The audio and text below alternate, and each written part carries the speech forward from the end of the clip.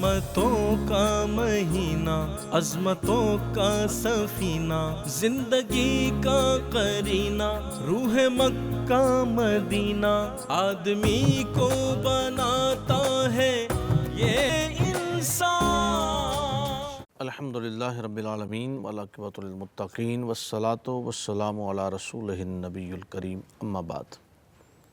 بسم اللہ الرحمن الرحیم۔ معزز ناظرین کرام، پروگرام علم و عمل کے ساتھ آج 10 رمضان المبارک ہے، ہمارا موضوع ہے جناب سیدہ خدیجۃ الکبریٰ رضی اللہ تعالی عنہا۔ آج الحمدللہ تعالی 10 رمضان المبارک درگاہ مقدسہ ساہو چک شریف میں وسیع و عریض پیمانے پر دعوت افطار کا انتظام و انصرام کیا گیا، جس میں ہزاروں لوگوں نے شرکت کی اور اللہ کی مخلوق کی خدمت کی گئی۔ جناب سیدہ خدیجۃ الکبریٰ ام المومنین ہیں۔ جناب سیدہ خدیجۃ الکبریٰ وہ خاتون ہیں، وہ عزت و شرف والی خاتون ہیں کہ جنہیں میرے کریم آقا حضور سید عالم صلی اللہ علیہ وآلہ وسلم کے عقد میں آنے کا شرف حاصل ہوا۔ بخاری و مسلم کی روایت ہے، حضرت مولا علی شیر خدا کرم اللہ وجہ الکریم ارشاد فرماتے ہیں کہ حضور علیہ الصلوۃ والسلام نے فرمایا، اپنے زمانے کی بہترین عورت مریم ہے اور اسی طرح اپنے زمانے کی بہترین عورت خدیجہ ہے۔ مسلم شریف کی روایت ہے، حضرت سید عائشہ صدیقہ رضی اللہ تعالیٰ عنہ فرماتی ہیں کہ حضور علیہ الصلوۃ والسلام نے حضرت خدیجۃ الکبریٰ کی موجودگی میں کوئی دوسرا نکاح نہیں فرمایا، دوسری شادی نہیں فرمائی،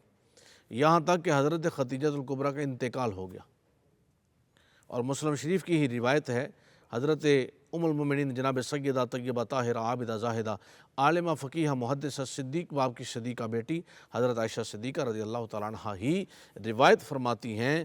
کہ مجھے کسی پر اتنا رشک نہیں کبھی آیا جتنا حضرت خدیجۃ الکبریٰ پہ آیا، کیونکہ حضور علیہ الصلوۃ والسلام اکثر ان کا ذکر فرماتے، حالانکہ میں نے ان کو کبھی دیکھا نہیں۔ حضرت عائشہ صدیقہ فرماتی ہے میں نے دیکھا نہیں، لیکن حضور چونکہ بارہا مرتبہ جناب سیدہ خدیجۃ الکبریٰ کا ہی ذکر فرماتے۔ آپ کا نام خدیجہ ہے اور آپ کے والد کا نام خویلد ہے، والدہ کا نام فاطمہ ہے، اور آپ کی کنیت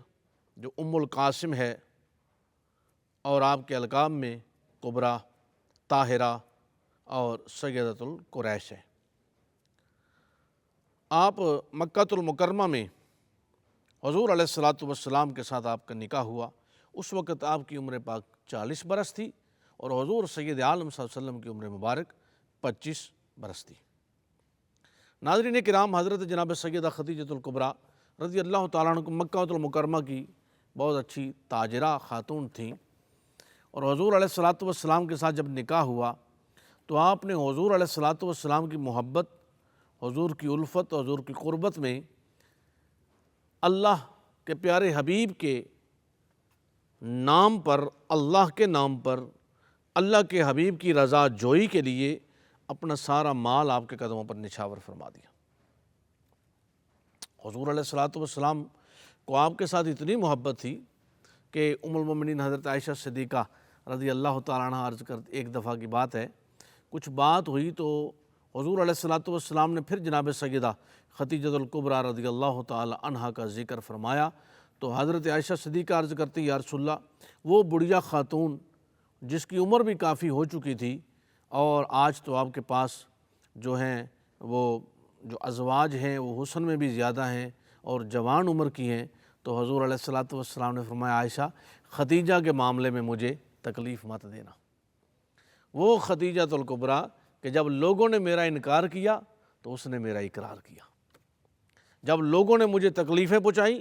اس نے مجھے سکھ پہنچایا، جب لوگوں نے مجھے اذیتیں دیں، جب کوئی میرے پاس نہیں بیٹھنے والا تھا تو تسلی و تشفی مجھے خدیجہ دیتی تھی۔ اور ایک مرتبہ حضور علیہ الصلوۃ والسلام تشریف فرما جبرائیل امین بارگاہ رسالت مآب صلی اللہ علیہ وسلم میں حاضر ہوئے تو آپ کے پاس حضرت خدیجہ برتن لا رہی ہیں۔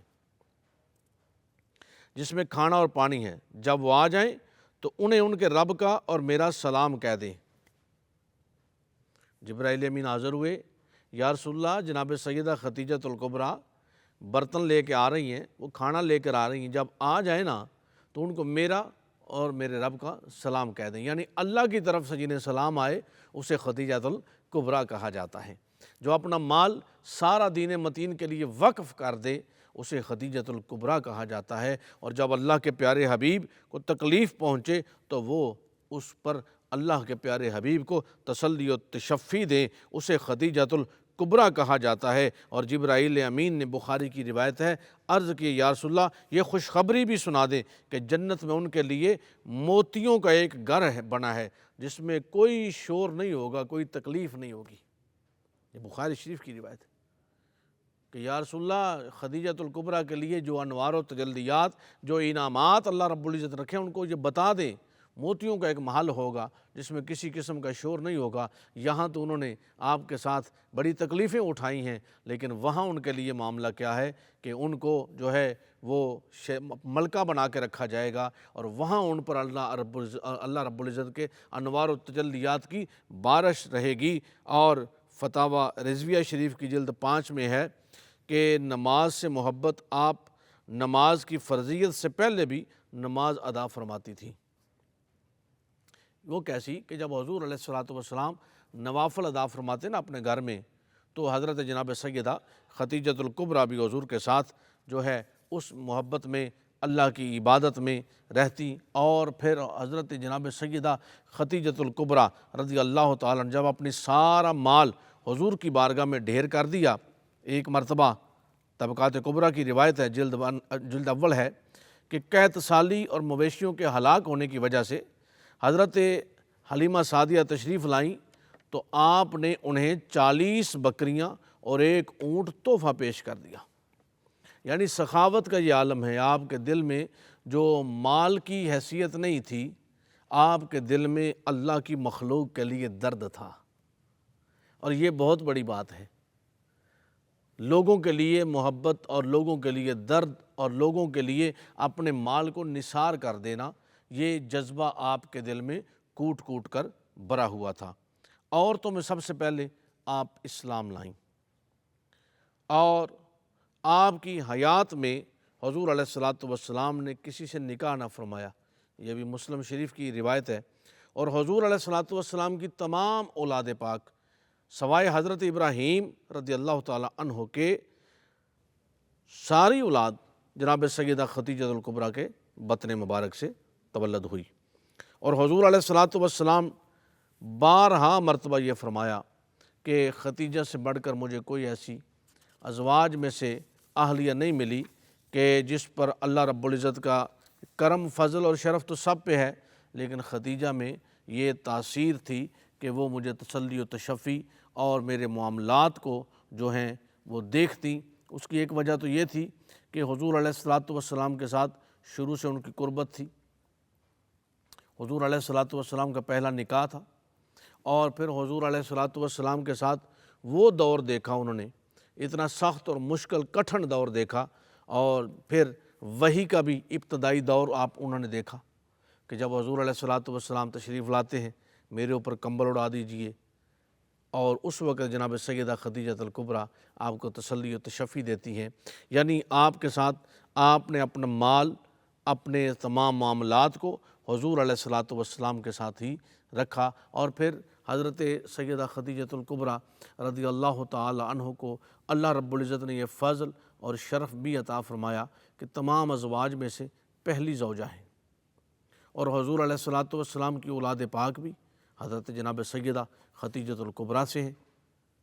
اور پھر حضرت جناب سیدہ خدیجۃ الکبریٰ ایک مالدار خاتون تھی،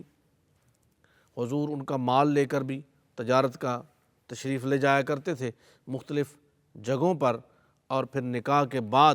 انہوں نے سارا مال حضور کے قدموں پہ ڈھیر کر دیا، سارا مال حضور کے قدموں پہ نثار کر دیا کہ حضور جس کو جیسے چاہیں آپ نوازیں، جس کو جتنا چاہیں آپ عطا فرما دیں، میرا اس پر کوئی اختیار نہیں ہے، اور میں اس سے دستبردار ہوتی ہوں، اور یہ سب آپ کی دسترس میں ہے، آپ کے اختیار میں ہے، آپ جس کو جیسا چاہیں نواز دیں۔ حضور جناب سیدہ خدیجۃ الکبریٰ رضی اللہ تعالی عنہ کا آپ کی شان میں یہ جملہ ہی بہت بڑا جملہ ہے، اصحابہ کی روایت ہے، یہ بہت بڑی بات ہے کہ حضور سند دے رہے ہیں کہ جب لوگوں نے میرا انکار کیا تھا تو خدیجۃ الکبریٰ نے میرا اقرار کیا تھا۔ آج اگر ہم معاشرتی طور پہ دیکھیں، وہ ہماری خواتین جو اپنے گھریلو نظام چلا رہی ہیں، اور ذرا اس پہ توجہ دیں کہ ایک زوجہ کا، ایک اہلیہ کا اپنے گھر میں کیسا کردار ہونا چاہیے، اس کے معاملات کیسے ہونے چاہیے کہ حضور علیہ الصلوۃ والسلام جیسا شوہر، جس کو اللہ کا نبی ہیں، اور پھر ان کی جو زوجہ پاک ہے، اور پھر تسلی و تشفی، گھر کے معاملات، ہر مشکل دور، ہر حالات، کٹھن حالات میں مقابلہ، اور پھر حضور علیہ الصلوۃ والسلام سند کیا دے رہے ہیں کہ جب لوگوں نے انکار کیا تو اس نے میرا اقرار کیا، لوگوں نے دکھ دیے تو اس نے میرے ساتھ ان دکھوں کو برداشت کیا، لوگوں نے بکواسات کی لیکن انہوں نے اتنی بڑی خاتون ہونے کے باوجود بھی وہ سب کچھ برداشت کیا۔ اب مالدار ہو جانے کے بعد ہمارے ہاں آج کے دور میں فی زمانہ تو کیفیات کچھ یوں چلتی ہیں کہ جب مال ہوتا ہے تو گھریلو امور ٹھیک چلتے ہیں، جب غربت، تنگ دستی، افلاس آ جاتا ہے تو پھر طرح طرح کی قباحتیں نکلنا شروع ہو جاتی ہیں۔ لیکن وہاں کیا ہے، پہلے مال موجود ہے، تجارت بہت زیادہ ہے، پہلے سارے معاملات بہت زیادہ ہیں دنیاوی طور پر، لیکن جب حضور علیہ الصلوۃ والسلام کے ساتھ نکاح ہوا تو پھر غربت، افلاس، تنگ دستی، مفلسی بھی آئی، لوگوں کی باتیں بھی سنی، طرح طرح کے مسائل بھی درپیش ہوئے، اس کے باوجود بھی اپنے شوہر نامدار کے ساتھ اپنی زندگی کو اس طرح گزارا، ان کو تسلی تشفی کے معاملات رکھے اور ان کے ساتھ محبت و الفت کا جو رشتہ رکھا۔ آج ہمارے لیے، ہماری خواتین کے لیے، ہمارے گھریلو امور میں، حسن معاشرت میں اگر ہم دیکھیں تو ازواج مطہرات کی جو حیات طیبہ ہے وہ ہمارے لیے مشعل راہ ہے، اور مشعل راہ کیوں نہ ہو کہ وہ ازواج مطہرات جو اللہ کے پیارے رسول کے ساتھ ہیں، اور وہ پیارے رسول کہ جن کا اسوہ حسنہ، قرآن کہتا ہے کہ میرے پیارے حبیب کا اسوہ حسنہ تمہارے لیے کامل نمونہ ہے، اس قدر یہ تمہارے لیے نمونہ ہے کہ اپنی زندگی تمہاری جو ہے وہ اتباع رسول میں اگر گزرتی ہے تو وہی زندگی کامل ہے، وہی زندگی ایمان والی ہے، وہی زندگی ایک مومن کے لیے معراج کا سامان بنتی ہے۔ کون سی زندگی؟ جو اتباع رسول میں گزرتی ہے۔ قل ان کنتم تحبون اللہ فاتبعونی، کہ پیارے حبیب ان کو بتا دیجئے کہ یہ عبادت میری کریں، ریاضت میری کریں، قرآن میرا پڑھیں، لیکن اس کے ساتھ ساتھ ہوگا کیا؟ اتباع آپ کی کریں، اسوہ حسنہ آپ کا ہوگا، کامل نمونہ اس کو سمجھیں گے، اپنے روزمرہ کے معمولات آپ کی حیات طیبہ کی طرح یہ گزارنے کی کوشش کریں تو یہ مشعل راہ ہے۔ اگر اللہ کے رسول کا اسوہ حسنہ ہمارے لیے کامل نمونہ ہے تو ازواج مطہرات امہات المومنین جو کہ تمام مومنوں کی ماں ہیں، اور ان کا اسوہ حسنہ بھی آج بھی اگر ہم اس کو اختیار کرتے ہیں تو ہمارے گھروں کے بگڑے ہوئے حالات درست ہو جاتے ہیں۔ اور یہ کیسی کائنات کی کوئی ایسی خواتین نہیں کہ جو نکاح کسی سے کریں اور اس کے بعد اگر وہ بیوہ ہو جائیں یا ان کو طلاق ہو جائے تو وہ کسی اور سے نہ کر سکیں۔ یہ اختیار اور یہ کمال اور یہ شرف اگر ہے تو امہات المومنین کو ملا ہے، اور جن میں سب سے پہلے یہ شرف کی جو حامل ہوئیں، اس شرف کے جو ملنے کی جس پر وجہ بنی، وہ سب سے پہلی خاتون جو ہیں وہ جناب سیدہ خدیجۃ الکبریٰ رضی اللہ تعالی عنہا ہیں، کہ آپ نے اپنی ساری حیات طیبہ دین اسلام کی آبیاری میں گزاری، اور ابتدائی دور جو ہے وہ اتنا کٹھن ہے، اتنا جو ہے وہ پریشان کن ہے، اور پھر جناب سیدہ خدیجۃ الکبریٰ نے حضور علیہ الصلوۃ والسلام کے ساتھ وہ ابتدائی حالات دیکھے کہ اعلان نبوت سے 15 سال قبل آپ سے نکاح ہوا، پھر اعلان نبوت ہوا، اور اعلان نبوت کے بعد بھی جو حضور کے ساتھ ان کا دور گزرا ہے وہ بڑا سخت اور کٹھن دور ہے، لیکن اس کے باوجود نہ زبان پہ شکوہ آتا ہے، نہ پیشانی پہ شکن آتی ہے، اور کس حال میں راضی ہیں کہ جس حال میں حضور علیہ الصلوۃ والسلام راضی ہیں، جس حال میں اللہ کے رسول راضی ہیں وہ بھی اسی حالات میں راضی ہیں، اور جو پہلے 15 سال ہیں وہ نبی سمجھ کر اس حالات میں نہیں راضی، وہ اپنا شوہر سمجھ کر اس حالات میں راضی ہیں۔ یہ بات بڑی توجہ طلب ہے، اور میں ضرور یہاں رک کر کے اس کو بتانا چاہتا ہوں کہ بھئی بعد والے اعلان نبوت کے بعد کا جو دور ہے وہ تو اللہ کا نبی سمجھ کر، اللہ کے رسول سمجھ کر، اللہ کے پیغمبر سمجھ کر، شب اسراء کے دولہا سمجھ کر، ماں زاغ کے کاجل کے ساتھ محبت کرنے کی قرآن و سنت کو دیکھ کر، تو یہ بعد کی بات ہے۔ لیکن جو ابتدائی 15 سال ہیں وہ حضور علیہ الصلوۃ والسلام کو نبی سمجھ کر نہیں، آپ کو شوہر سمجھ کر آپ کی اتباع میں گزارے۔ آئیے ناظرین کرام، آج 10 رمضان المبارک جناب سیدہ خدیجۃ الکبریٰ کا وصال پر ملال ہے۔ آپ مکہ المکرمہ کے قبرستان جنت المعلیٰ میں مدفون ہیں، اور آپ کا جب وصال ہوا آپ کی عمر مبارک 65 برس، اور آپ کے وصال پر اللہ کے پیارے نبی حضور علیہ الصلوۃ والسلام بہت غمگین ہوئے، اور اسے عام الحزن کا سال قرار دیا گیا، یعنی دکھوں کا سال قرار دیا گیا۔ وآخر دعوانا ان الحمدللہ رب العالمین۔ رحمتوں کا مہینہ، عظمتوں کا سفینہ، زندگی کا قرینہ، روح مکہ مدینہ، آدمی کو بناتا ہے یہ انسان۔